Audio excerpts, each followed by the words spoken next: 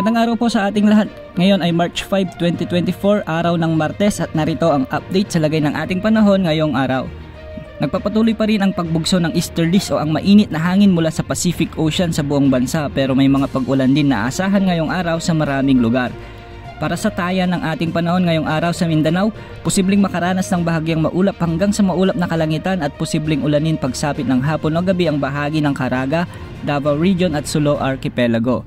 Posible namang umabot sa 39 to 41 degrees Celsius ang mararamdamang heat index o ang mararamdamang init ng katawan ngayong araw sa may Cotabato City at Zamboanga City. Maging alerto sa mga posibleng epekto ng mainit na panahon gaya ng heat stress, dehydration at heat stroke. Sa Visayas naman ay asahan ang maaraw na panahon sa umaga hanggang tanghali, ngunit asahan ang mga kalat-kalat na pag-ulan sa Cebu, Bohol, Negros Provinces ngayong umaga at posibleng ulanin na rin ang Leyte pagsapit naman ng hapon.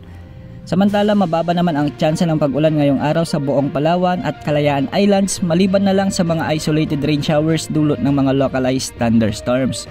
Sa Luzon, asahan din ang mga pag-ulan sa eastern parts ng rehiyon lalo na sa bahagi ng Cagayan Valley, Aurora, Quezon, Camarines Provinces at Bicol Region dahil sa epekto ng easterlies.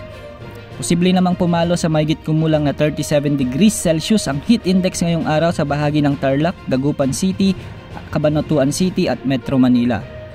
Sa NCR ay wala ring inaasahang mga pag-ulan mula umaga hanggang gabi. Magiging banayad hanggang sa bahagyang maalon naman ang mga karagatan sa bansa maliban na lamang sa extreme northern Luzon na may mga maalon na karagatan dulot ng mahinang bugso ng amihan. At yan po ang latest sa lagay ng ating panahon. Maging handa sa lahat ng oras dahil minuminuto ay nagbabago ang panahon. Ito po ang weather update ng bayan, maasahan anumang panahon.